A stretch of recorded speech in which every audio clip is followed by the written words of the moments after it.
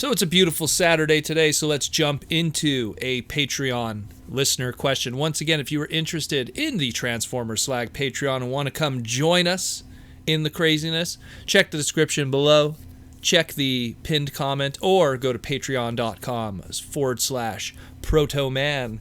And you could come join us and get some cool stuff. Different tiers get you different things. Anyone who joins the Patreon gets their name put in all the podcast segments, descriptions, as well as the scroll credit at the end. Depending on how much you donate, determines what tier you go into. Speaking of different tiers, the different tiers get you special Discord access with cool bonus perks and all kinds of stuff. I recently, in the Discord, just posted a whole bunch of super rare old art from 2001 and 1995, some old art books of Transformers and Beast Wars lore. Share it to everyone from the archive of Proto Man. Up to a certain tier, you even get merch in the mail, get some little presents and stuff like that, thank yous. And of course, the best and most important of all, the Patreon listener question. And we have, once again, a Patreon listener question from one of our legendary Patreons, Jason M. And Jason M wants to know, hey, Proto Man, another question of the month. As you probably know, I'm a big Transformers live action fan, and I'm a generation that grew up with those Transformers. Though they are far from the best films, they introduced Transformers to a whole generation, such as myself, and it inspired us to go deeper into the Transformers rabbit hole. Hell, I even own a whole channel that talks about the issues within the Transformers Bayverse.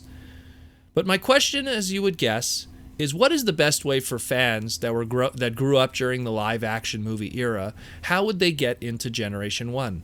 I've gotten myself to see Transformers Prime, which I felt is phenomenal, along with Transformers Animated, but I never gotten myself into Transformers Generation 1. Is there a way to motivate people like me to see G1 after all these years? That would be great. Enjoy the rest of your day and stay safe, Jason M. Well, thank you, Jason. It's a crazy time in the world right now, and staying safe is important. So, actually, this is something that has come up quite a bit. First, what I want to address is, Jason is right. One thing that we have to understand, especially older fans like me, a lot of the older fans don't understand. This is something I've realized many times over and over because of the whole production side and working with Hasbro, and especially we've even had these discussions on the stream with Aaron Archer. There's different generations of Transformer fans. When you have a brand that's been around now for 35 years, you're going to have different age groups that grew up on different things. Guys like me, we grew up on G1. Guys that are 5 to 10 years younger than me, they grew up on Beast Wars and Beast Machines. Guys that are 15 years younger than me, they grew up on the Unicron trilogy. Guys that are 20 years younger than me grew up on the Movieverse. And the crazy thing is, if you were 5 years old when the Michael Bay movies came out, the Michael Bay movies came out 13 years ago. So you are already over 18. Think about that. Isn't that crazy? So, even someone who was 5 years old when that first Michael Bay movie came out in 2007, you're over 18 now. So every generation, partakes in the Transformer fandom world and had different... the term that I used to always use is everyone had their G1, meaning everyone had their first exposure in a different way, and thus they have nostalgia towards that. In the case of Jason over here, he was introduced to Transformers with the Bay movies and then went down the rabbit hole from there. And I have a similar kind of story because back in, I want to say 2000, 2001, when, I finally got my first car, I'm traveling around a lot more, I'm going to my first BotCons, I was just as crazy into Transformers in 2001 as I was in, let's say 95, 96, but now I had all this stuff at my disposal to kind of sell the religion, so to speak. And I'll never forget when the 1986 Transformer movie came out on DVD by Rhino. I remember buying that DVD, and I literally brought that with me everywhere because it was such an easy way to get people to understand what I love. Now, keep in mind, in 2001, all you really had of Transformers animated fiction was you had the original series, you had the Japanese stuff, which was pretty rare already to get. You had Beast Wars, you had Beast Machines, and just around that time, Car Robots and Robots in Disguise was doing its thing. So we had very little to pull from if you wanted to show someone, hey, this is what I like. So a lot of times I would show people the 1986 movie. I felt that that was the easiest way to get people into Transformers because it had a bit of a rough edge, it had death, it showed all the key characters, and it really showed just what represented all the cool things that is Transformers. Big bombastic transformations, the classic sounds, the classic characters. And to this day, people still use the 86 movie as the marker of what they love about Transformers. And like when you mention here, you've never gotten yourself into G1, how would one go about that? Well, lucky for you, and the difference is when I was showing people the 86 movie, that was them going into it without a knowledge of Optimus Prime, which then makes that death scene a lot more, I guess the impact is not as strong. But luckily for you, your generation has had Optimus Primes in different incarnations, so you're already kind of familiar with that character, especially that voice actor in Peter Cullen.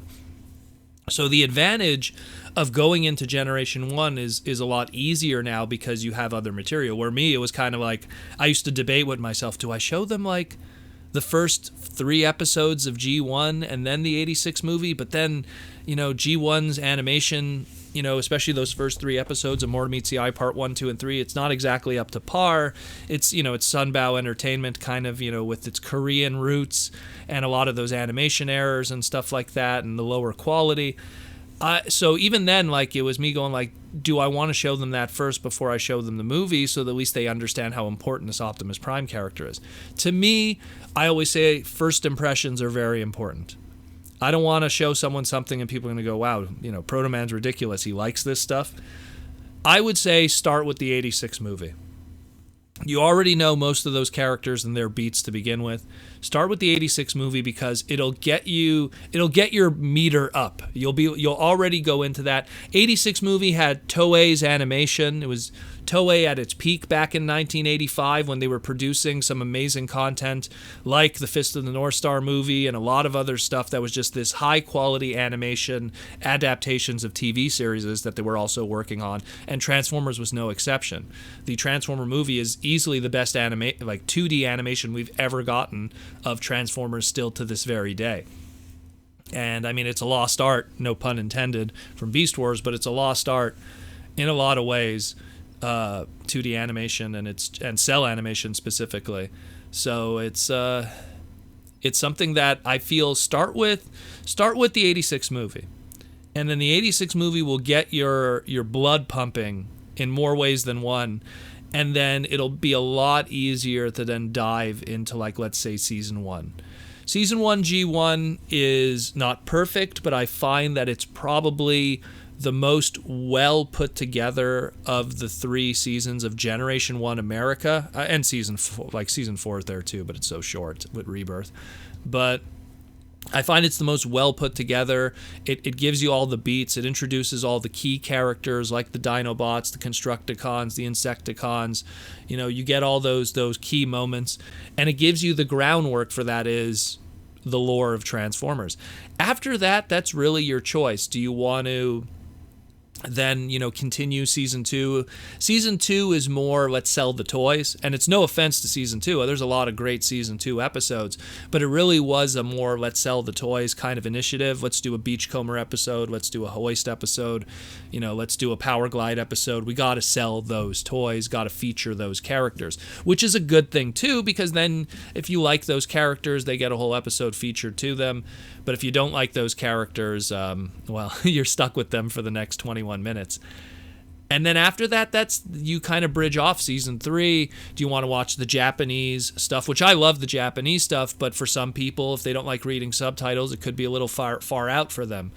So it's really, I would say start with the 86 movie. The 86 movie is you start on a high, and then at least you kind of have a good high, and then you could kind of plow through it afterwards because you got the 86 movie always lingering in the back of your head. Where if you start out on a low, sometimes people won't be able to make it to the 86 movie because they'd have to go through 13 episodes of season 1 G1 and then another, I think it's 26 episodes of season 2 G1, and then if you want to then even count, we have Scramble City in between that, and then if you want to get into all that supplemental manga lore in between, it's something where you're better off starting with the 86 movie and then taking it from there, which in my opinion, 86 movie, season 1, if you like season 1, do season 2, do season 3, and then of course the context of the 86 movie will make much more sense afterward at that point. And then afterwards, all the little supplemental material, again, Headmasters, Master Force Victory, Zone, Car Robots, which, again, it's everyone has different taste towards that kind of stuff, the Unicron trilogy. But when it comes to G1, there really is only so many things you could pull from. And the best thing to do is, even if you don't enjoy it, to just kind of watch the key beats.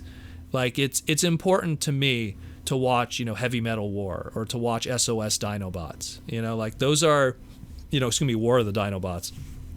It's important to see those episodes because of just how important they are to the bigger span. It's almost like the same thing with Beast Wars, seeing the episode The Spark and how important that is to the grander scheme of things because of how much it changed Transformer lore forever after that one episode.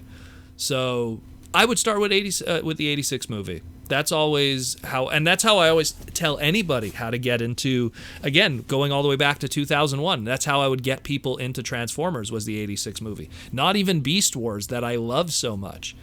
I would get them into the 86 movie, and then afterwards, hey, you like this 86 movie? Because it is so much the basis of what is Transformers and what we love about Transformers comes from that 86 movie. Even the Michael Bay movies, they pull from that 86 movie because of just how resoundingly strong an entity it is. Will always be to me, the centerpiece of all of Transformers that everything is pulled from. Even Beast Wars.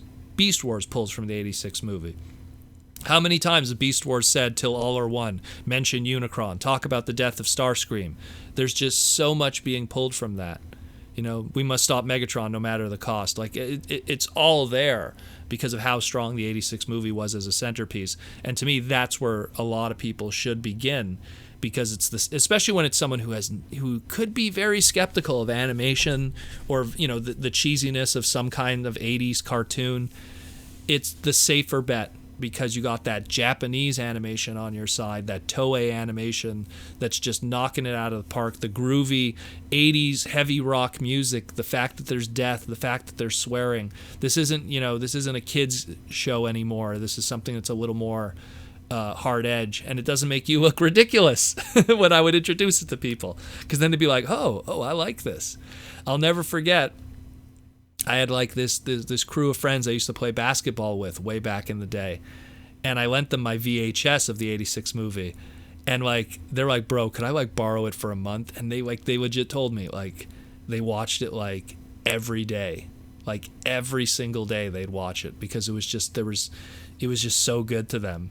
And then they're like, could you make a copy for me? This is when you could like copy VHSs back in the day, and I made a copy for them, and that thing got probably eaten to hell in their VHS player. But it's just, that's why when I got that DVD, I was like, man, like, thank God for that, because at least that doesn't get worn out like a VHS does if you watch it a million times. But yeah, I hope that answers your question. I always feel start with G1. Start with G1, any age group. It's especially an age group where, there's a more upper crust of expectations of animation and stuff. It would be harder to go to season 1 and start there if people are more critical of Generation 1. But the advantage of knowing who Optimus Prime is due to other material, whether it be the live action movies, Transformers Prime, animated, and then going into the 1986 G1 movie, you already have a lot of the pre-established stuff built in. So now you can appreciate it more, even though you haven't watched season 1 and 2. So that's probably the best way to do it. I hope that helps, Jason. And once again, if you want to be like Jason and join the Patreon, again, check the description below. Check patreon.com. /Protoman or the pinned description. Also, just a reminder, today is Saturday, so tonight we're going to be having a live stream, and also special announcement, I might as well do it here, we're going to be having a giveaway courtesy of Symbiote Studios and licensed Hasbro product. Nice little sponsorship there. We're getting some official product to give away straight from the factories of Symbiote Studios, licensed Hasbro. So this is some good stuff. Definitely tune in. You'll be getting some cool prizes and stuff like that.